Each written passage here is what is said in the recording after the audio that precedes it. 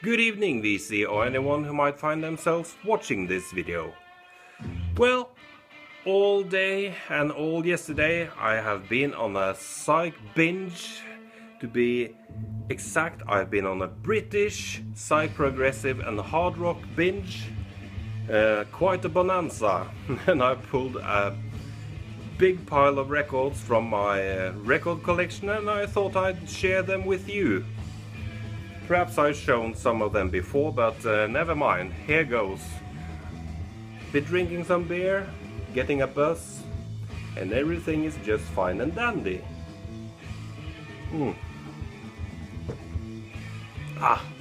Let's start off with an obscure British quartet who released their only album in 1969, Aardvark, sorry. And this is a magnificent piece of hard psych prog rock. Organ driven, no guitars on this one. And they released their only album on the Durham Nova label, which is a subdivision of Decca and Durham. Durham Nova was a short-lived series in the same vein as EMI's Harvest and Philips, Fontana and Vertigo's Swirl label.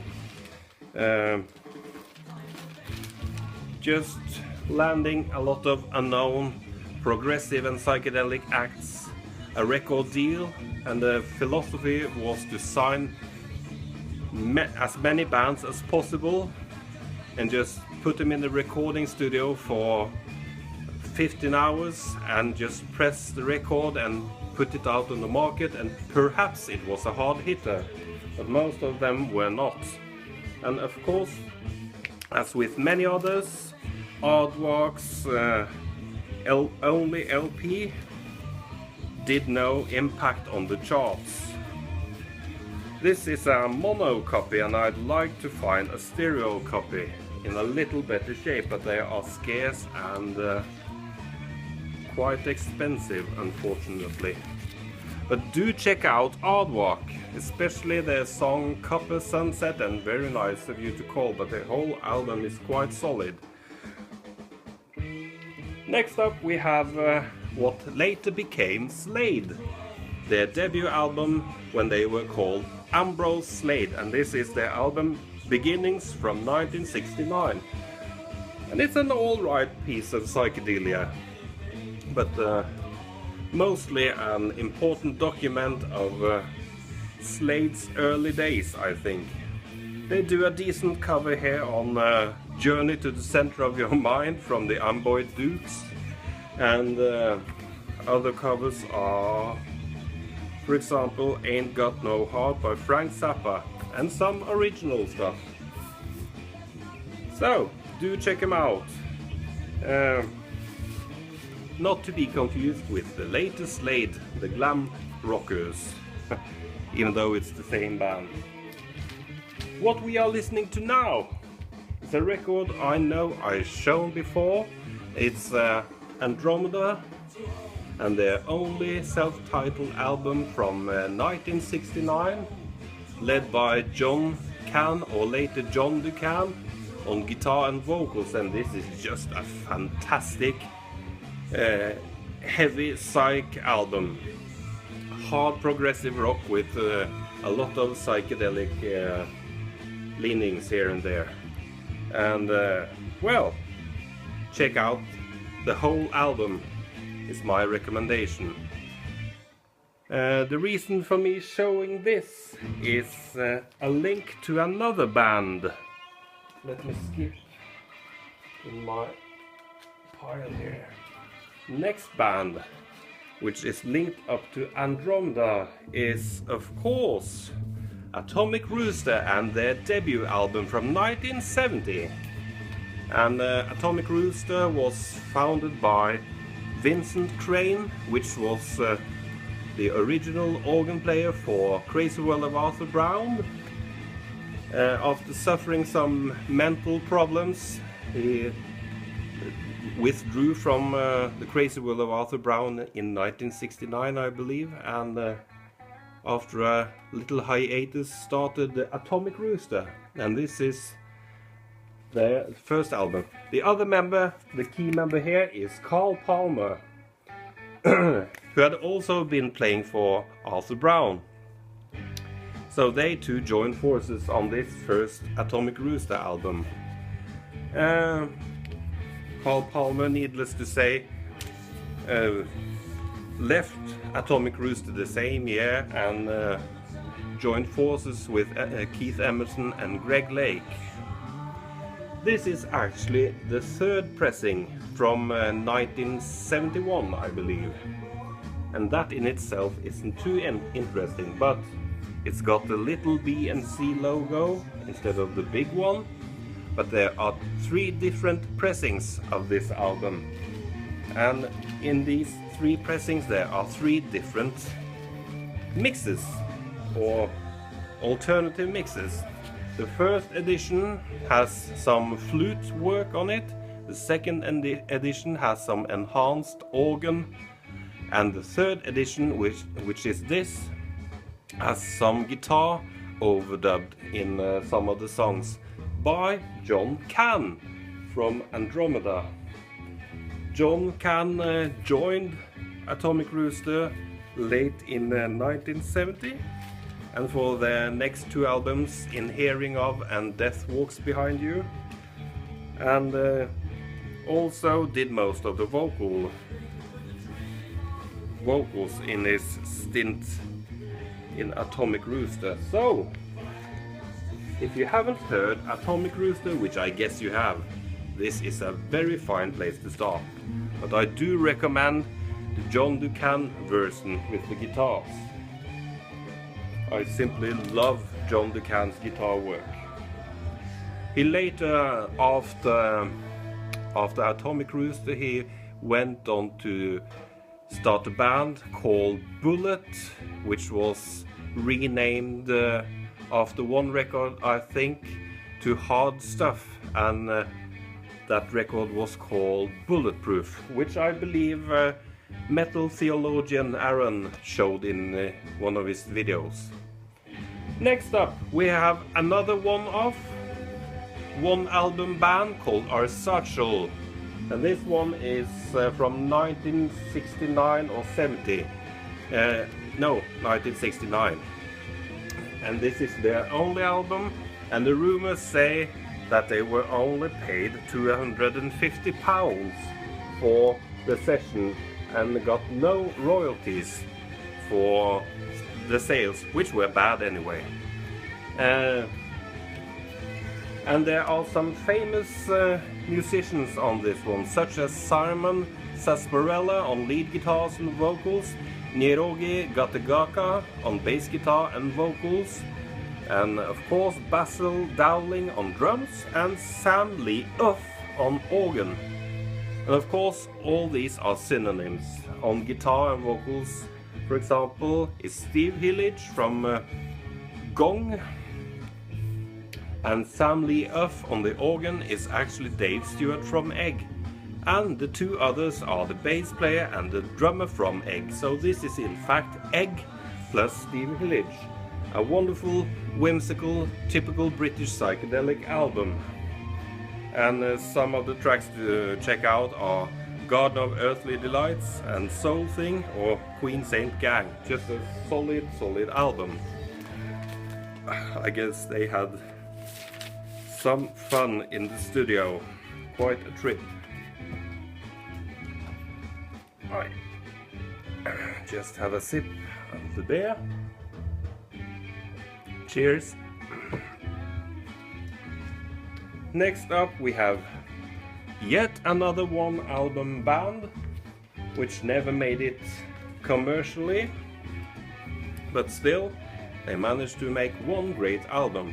It's Ashcan and In From the Cold from 1969, and they landed a big record company deal, major label deal,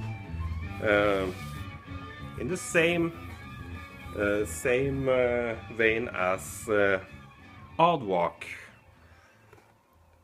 Sign as many bands as possible, push them out on the market and see if some of them sell well, which of course most of them didn't.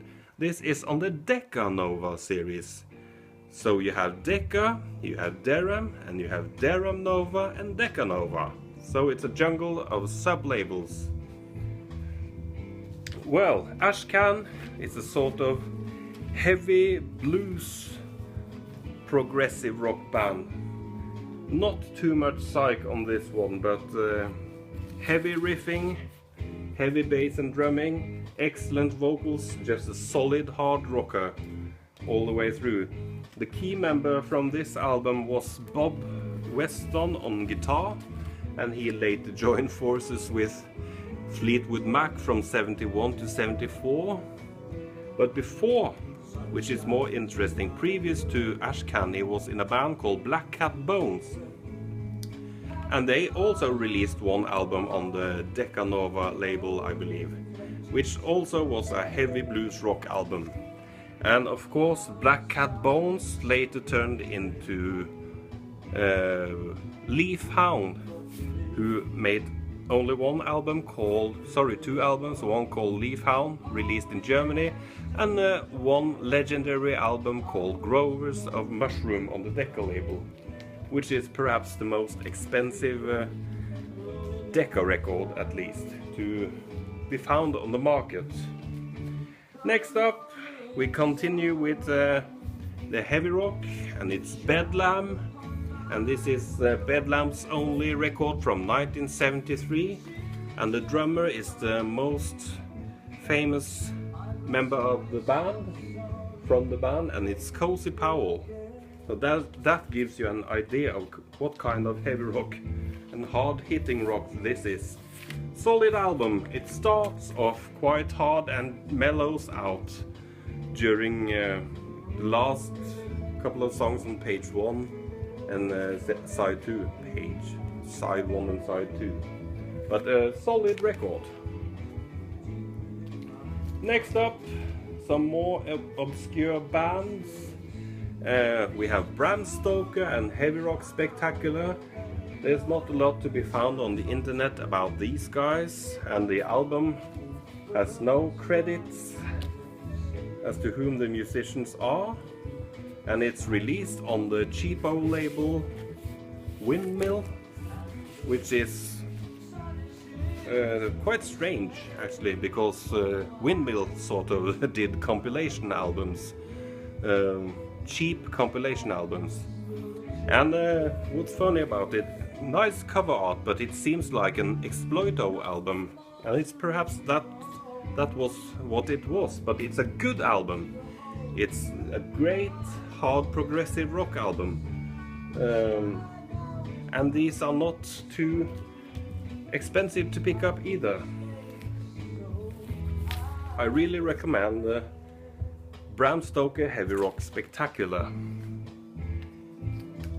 Next up is an overlooked Psych masterpiece to my ears anyway. It's Caesar and their only album from 1970, often compared to King Crimson, or called a poor man's King Crimson, which I find totally ridiculous.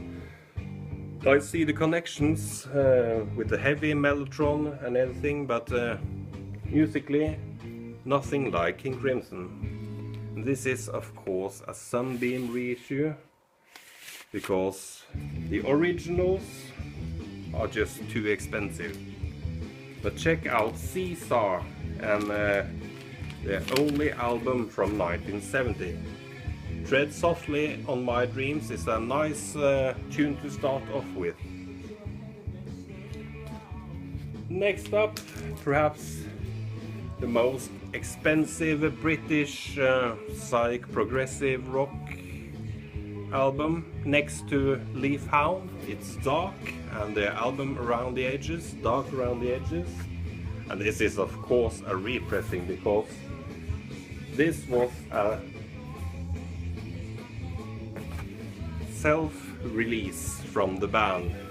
They raised the funds themselves, put some time in the studio, and recorded these wonderful songs. and it sounds quite good for being such a low budget release. Even some photocopied photos and some line notes in a self-made booklet. So the Akama release is quite good quality, but I would love to get an original, but dream on, buddy, dream on. But these are to be found for quite an affordable price, so I urge you to check out Dark Around the Edges. Well, I think I'll stop after the next one. It's the only album by Brian Davison's Every Which Way from 1970, and of course Brian Davison was the drummer of The Nice. And this is his first album after the breakup of The Nice. Keith Emerson and Keith Emerson had joined Emerson, Lake and Palmer, and Lee Jackson had started his own Jackson Heights, which are shitty, sorry, to my ears anyway. And Brian Davison started Every Which Way. And this is an excellent album. Excellent chilled out music. Nothing too proggy or psychedelic, but just plain good old chilled out rock. Graham Bell on vocals and guitar.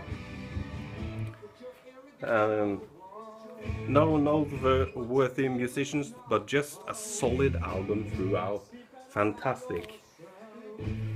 The German edition has wonderful cover art. This is the German version with the pigeon or bird of some kind with some green leaves and a nice inner gatefold there. And I do also have the US version. That's how good the album is to me. Well, I'll stop there. It's in the middle of the night and I'm getting quite tired. Perhaps I'll make another video tomorrow of the rest of the pile I've been listening to. But thanks for watching, and if you found something interesting, please do comment. Thanks for watching. Bye for now.